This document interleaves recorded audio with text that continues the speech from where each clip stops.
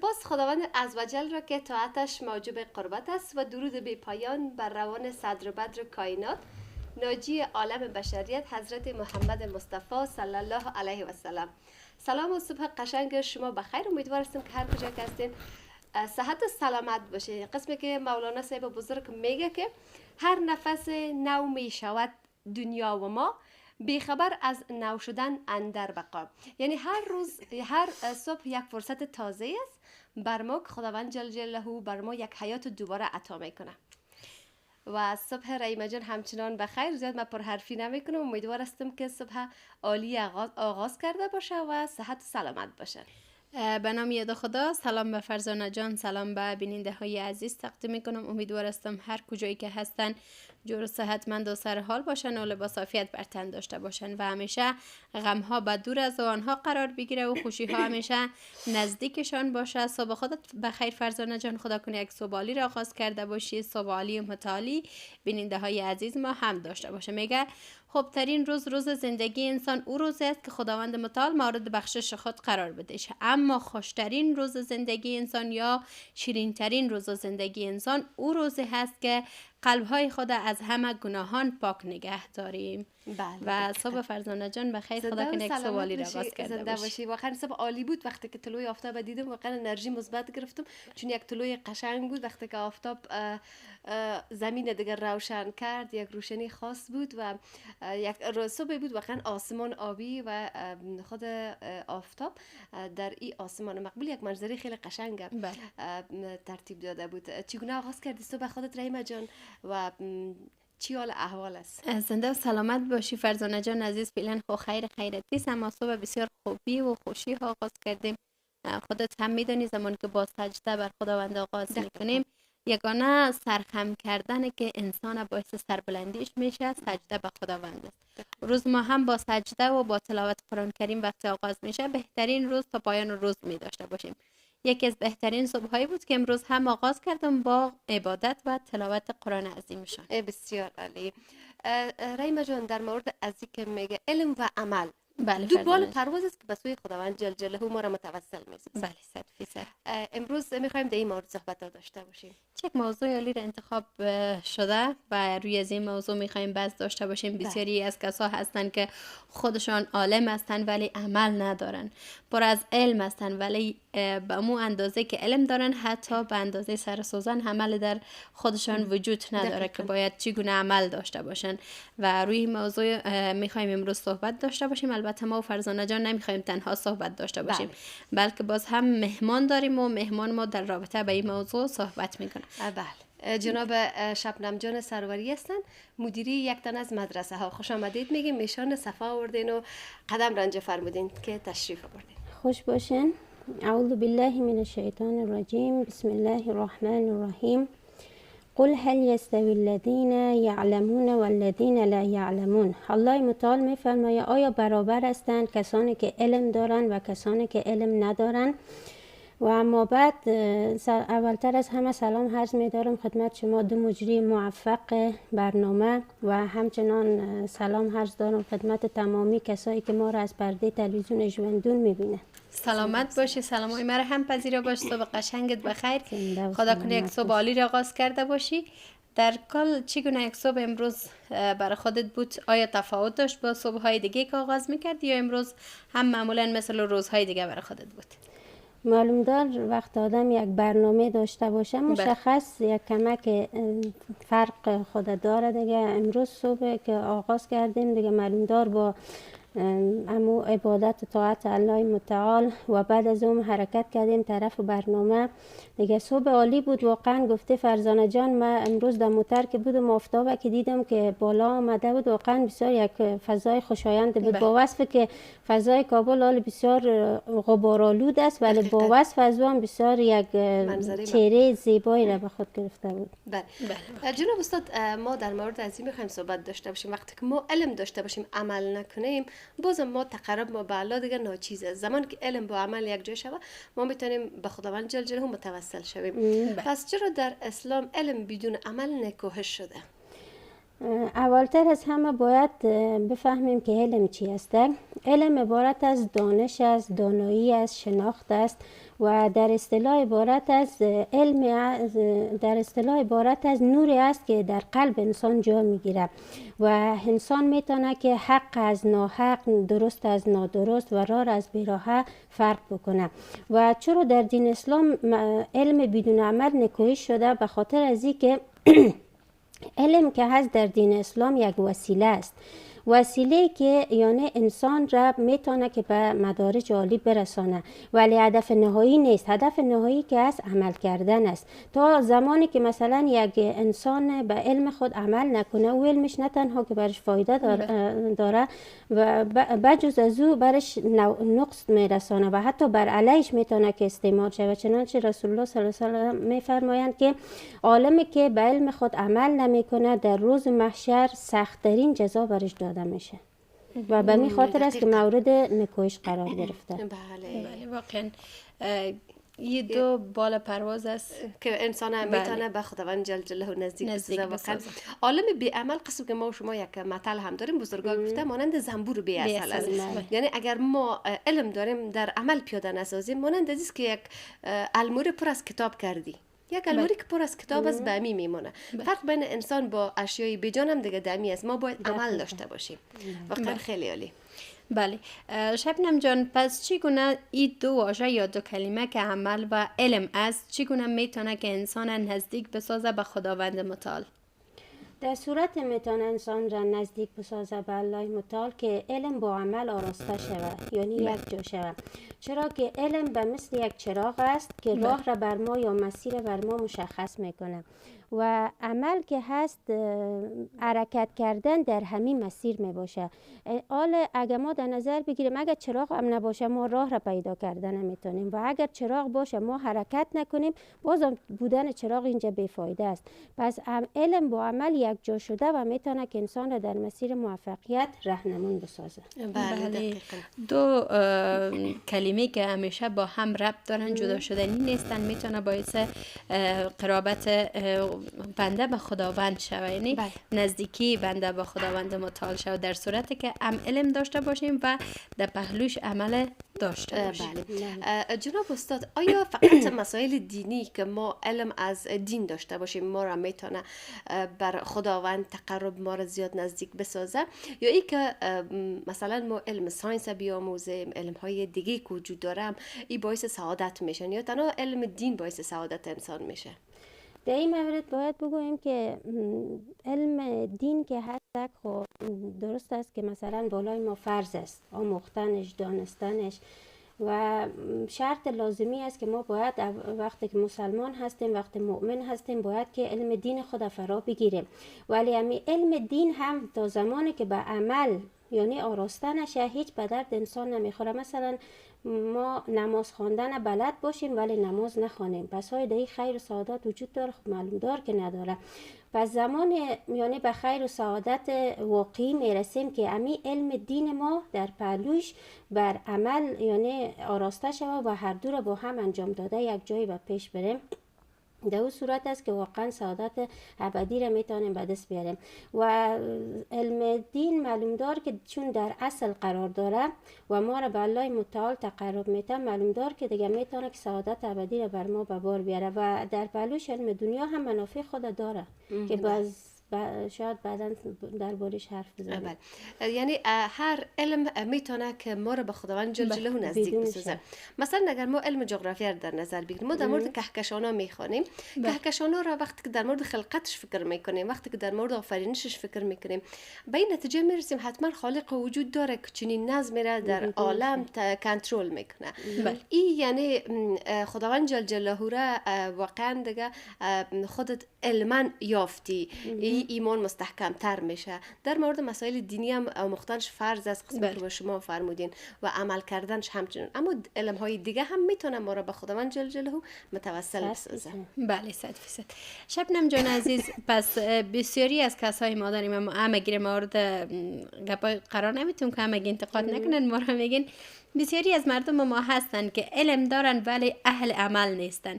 دلیلش چی بوده میتونه؟ اینجا یک موضوع است که ما باید فرق بین عالم و فرق بین اهل علم باید بفهمیم. به خاطر از اینکه ما عالم ماشاءالله الحمدلله بسیار داریم، ولی اهل علم بسیار کثیر است. به خاطر چی؟ به خاطر که اهل علم کلا فرق دارن، نشانه های بارز دارن و کسایی که عالم هستن فراوان هستن. اهل علم چی خصوصیات داره؟ اولی که علم را که یاد میگیره صرف به رضای الله یاد میگیره و همچنان امو علمش باعث تواضع بیشتر درش میشه. علمش باعث میگرده که تقواش بیشتر شود، تقربش به الله متعال بیشتر شود، مجالستش هم نشینیش با اهل علم، با اشخاص صالح بیشترتر شود و دیگه از علم خود برای منافع دنیا و آخرت استفاده میکنه. تنها موضوع به اصطلاح دنیا رو در نظر نمیگیره. ولی اشخاصی که فقط عالم هستن، یعنی فقط نام عالم بودن و تاراج بردن ولی از عمل نمودن هیچ ایشان سراغ نداریم، اونا که هستن مثلا اول علم به خاطر رضای الله کسب نمیکنن، به خاطر مقام و شهرت و غیره کسب میکنن و علم خود فقط به اصطلاح فوکسشون سر مسائل دنیوی است، اصلا به مسائل دینی توجه ندارن و همچنان امی اشخاص مجالست با اشخاص نادرست میکنن و امی موضوعات باعث میشه که امی علم که دارن یعنی توفیق عمل پیدا نکنن، به خاطر که علم یک چیز یعنی سبک و عادی نیست. علم یک نور است، یک چیز بسیار پاک و فوق‌العاده و زیبایی است که الله برای هر کس نمیداد و اگر علم داد یعنی توفیق عمل برش نمیده و این بسیار مشکل است. تا که تقوا نباشه نمیتونه کار انجام بده. جناب استاد، چی آثار مثبت وجود داره از کسایی که علم خود به عمل تبدیل میکنن در دنیا و آخرت؟ بسیاری از کسا هستن علم دارن، به گفته شما قسم که فرمودین، فقط بخاطر کسب شهرت، نام یا مقام یا منزلت دنیایی. پس چی اثرای مثبت در آخرت هم میتونه برشان داشته باشه که وقتی که ما علم خود به عمل هم تبدیل بکنیم؟ معلوم دار که فواید بسیار کثیر داره. مثلا کسی که یک عالم واقعی هست به علم خود عمل میکنه، اولی که خودش نزد خداوند محبوب میشه، دومی که در جامعه یک محبوبیت خاص به اصطلاح بر خود ایجاد میکنه که ما بسیاری از علمای داریم که واقعا پیر و جوان همگی دوستدارشان هستند و دیگه ای که در اجتماع مقام بسیار خوب را از آن خود میکنه و همچنان در آخرت همی علمش به نورانیت برش تبدیل میشه و راه جنت برش یا مسیر جنت برش باز میکنه. یعنی هم در زندگی شخصیش، هم در زندگی اجتماعیش، هم در زندگی دنیاییش و هم در زندگی اخرویش برش سعادت و خیر پیش میاره و از اینکه دیگه چیز بالاتر نیست. بله واقعا. و شبنم جان عزیز، قرآن کریم که کتاب است که همه بودهای زندگی را فرا گرفتنی، یک کتاب کامل است که تمام بودهای زندگی که چی در این دنیا هست و چی در دنیا فرا گرفته و همش در او جایگزین شده. پس در رابطه با ای که عمل و علم چی آیات در قرآن کریم وجود داره یا اشاره شده؟ این جای بسیار خوشبختی است که این گپ هم میزنم که تا به فعلا خود ما دقیق نمیفهمیدم که همین موضوع را و دیشب وقتی که تحقیق و یگان سرچ کردم فهمیدم در قرآن عظیم الشان نزدیک به 750 آیت به طور مستقیم و غیر مستقیم در مورد موضوع علم، دانش، تعلم، تعلیم، تفکر، تعمق و تدبر ذکر شده و جای بسیار خوشبختی است که دین مقدس اسلام یا اولین آیتی که بر رسول الله صلی الله علیه و سلم در غار حرا نازل شد آیه اقرا بود یا 5 آیه ابتدایی سوره علق است که الله متعال می فرماید اعوذ بالله من الشیطان الرجیم بسم الله الرحمن الرحیم اقرأ باسم ربک الذی خلق خلق الانسان من علق اقرأ وربك الأكرم الذي علم بالقلم علم الانسان ما لم يعلم. یعنی اولین آیتی که نازل شد ما را به خواندن تشویق کرد و همچنان آیات متعدد دیگر هم وجود داره. الله متعال میفرماید ای کسانی که شما ایمان آوردید چرا چیزی را میگن که به او عمل نمیکنین که در سوره صف آیت دومش آمده و همچنان آیات متعدد دیگر آمده که یعنی فکر نکنم حوصله برنامه به او برسن و به می قدرش اکتفا میکنیم. بسیار عالی. واقعا قرآن کریم 750 آیه در مورد علم، دانش و عمل بیان کرده. چقدر خوب است که با شما یک کس باشیم که همیشه باید ای که یک کلمه را میبینیم در موردش تحقیق یا جستجو بکنیم، از دیدگاه اسلام واقعا به جایگاه بلند ما را میرسانه. یعنی شاید یگانه دین باشه که مثلا از لحاظ علم تاکید زیاد کرده، یگانه دینی است که در لحاظ علم. پس جناب استاد، پیامبر اکرم صلی الله علیه و سلم در مورد علم با عمل چی فرموده؟ همچنان که در قرآن کریم گفتیم که آیات متعدد ذکر شده، به می قسم در احادیث رسول الله صلی الله علیه و سلم هم که هر حدیثشان مانند یک گوهر ناب است یا مانند لولو و مرجان هست. واقعا احادیث بسیار زیاد متعدد در مورد موضوع علم یادآوری شده. مثلا حدیث شریف هست که رسول الله صلی الله علیه و سلم در مورد فضیلت و جایگاه علما جدا احادیث بیان کردن، در مورد فضیلت خود علم جدا احادیث بیان کردن. مثلا در مورد طلاب علم یا کسی که علم میآموزه، رسول الله صلی الله علیه و سلم میفرمایند که دو ملائک یا به اصطلاح ملائکه وجود داره که کسی را که طالب العلم است بر از او بالهای رحمت خود را میگسترانه. و یا که مثلا حدیث است از رسول الله صلی الله علیه و سلم که گفتن وقت انسان میمیره تمام اعمال انسان قطع میشه بجز از 3 عملش که یکی علم نافع است، یکی اولاد صالح است و یکی صدقه جاری است. یعنی علم نافع در این وجود داره که انسانی که در دنیا علم نافع یا علم درست را یاد گرفته و او را به دیگران تعلیم داده، حتی بعد از یعنی وفاتش هم امو علمش دانسته که برش فایده برسانه. و احادیث بیشمار دیگه وجود داره که هر کدام فضیلت علم و عالم و عمل نمودن را بیان کرده. دقیقاً. یعنی جایگاه والا را نشان میده که هر کسی که به درجه عالم میرسه زمان که عمل میکنه چه درجات بزرگی در دین اسلام برش یا چه اثرای مثبت در دنیا و آخرت برش در نظر گرفته شده. قسمی که احادیث پیامبر بزرگ صلی الله علیه و سلم است و آیات های متعددی در این مورد وجود داره. زنده و سلامت باشین جناب استاد، خیلی عالی تشریح کردین. بله شبنم جان عزیز، پس تنها فرا گرفتن علم دین مهمتر است یا علم های دیگه هست که در مسیر زندگی بنده را به خداوند متعال نزدیک بسازه؟ مانند پیشتر که فرزانه جان یادآوری کرد که ما علوم جغرافیا را اگر مطالعه بکنیم به این پی میبریم که یک نظام شمسی چقدر بودهای داره که ما شما نمیدانیم. خب در این قسمت باید بگوییم که دین مقدس اسلام هر قدر ما وصف کنیم واقعا انسان هرچی بیشتر شگفت زده تر میشه و زیبایی هاش فراوان است. دین مقدس اسلام دین تعصب نیست که فقط بگوی علم دین را یاد بگی و علم دنیا را یک طرف بگذاری به دردت نمیخوره. نه خیر، نه تنها که رد نکرده بلکه دین مقدس اسلام به علومی که به انسان به اصطلاح منافع داره یعنی فایده میرسانه تشویق و ترغیب بسیار زیاد نموده. چنانچه رسول الله صلی الله علیه و سلم میفرمایند در یک حدیث بسیار کوچک که اگر علم حتی در چین باشه یعنی علم سودمند باشه و حتی در چین باشه، چرا چین یعنی بسیار یک فاصله دور نسبت به جزیره العرب داشت، میگه حتی اگر در چین باشه شما برین در اونجا و علم یاد بگیرین و بفهمین. و همچنان گفته میتونیم که علم دین که هستک روح انسان را جلا میبخشه، معنویات انسان را بالا میبره و علم دین علوم عصری که هستک باعث نظم و انضباط و ثبات در زندگی انسان میگرده یعنی یکی لازمه دیگر هستند.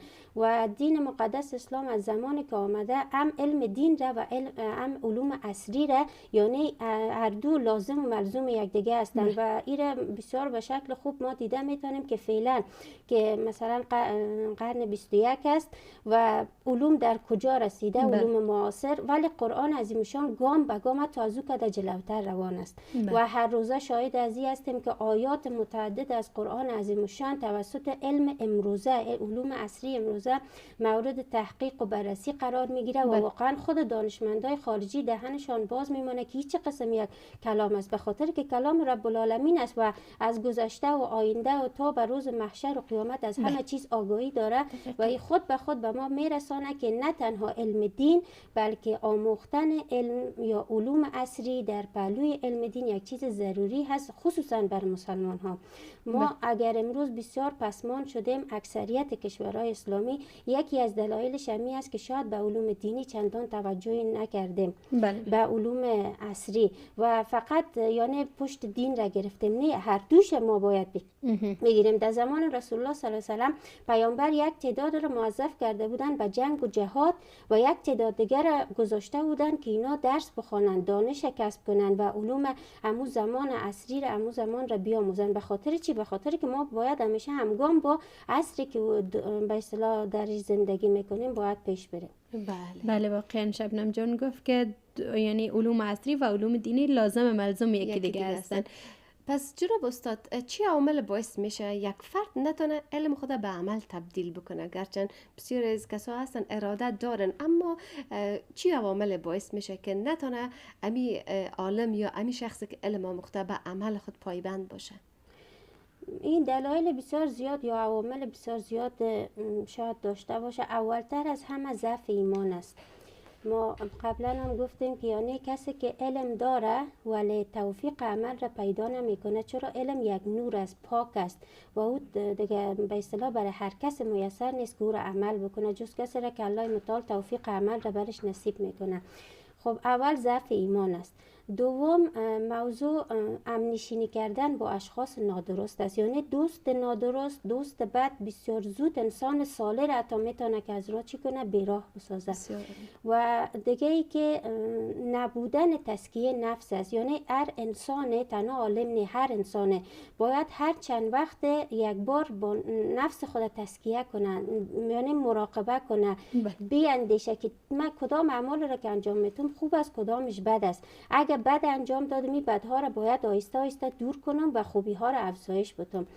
موضوع دیگه یا عامل دیگه مثلا ترس از مردم از بسیاری هستند، چی از طبقه ذکور چی از طبقه اوناس.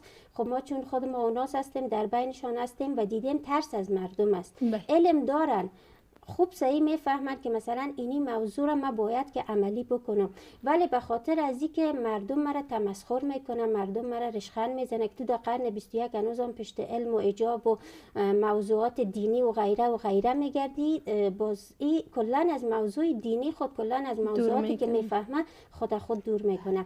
و همچنان بسیاری از عوامل دیگه وجود داره که باعث میگرده که علم انسان به عمل تبدیل نشه. سلامت. تا دم همراه ما بودن، موضوع خیلی خوب را اشاره داشتن. سپاس از شبنم جان عزیز. در اخیر برنامه هستیم، یک پیام زیبا از خودت می داشته باشیم. در اخیر بسیار یک پیام کوتاه دارم که وقت برنامه به نظرم در لحظات اخیر است. فقط ای که در لحظه زندگی کنیم، کوشش کنیم به خود بهترین زندگی را بسازیم و همچنان علم جمع عمل، جمع اخلاص و جمع خدمت به مردم مساوی میشه به قرب الله و سعادت دنیا و آخرت. امیره اگر سرلوحه زندگی خود قرار بتیم انشاءالله که به بهترین مدارج انسانی میرسیم. سلامت باشید. پیام عالی بود از جناب استاد داشتیم. سپاسگزار استاد هستیم که تشریف آوردن. سپاسگزار شما خوب هستم که تا ایدم ما را انتخاب کردین برای دیدن. تا برنامه‌های بعدی که باز هم ما و ریمه جان خدمتتان حاضر میشیم، همگی شما را به الله بزرگ و توانا میسپارم. الله نگهدارت.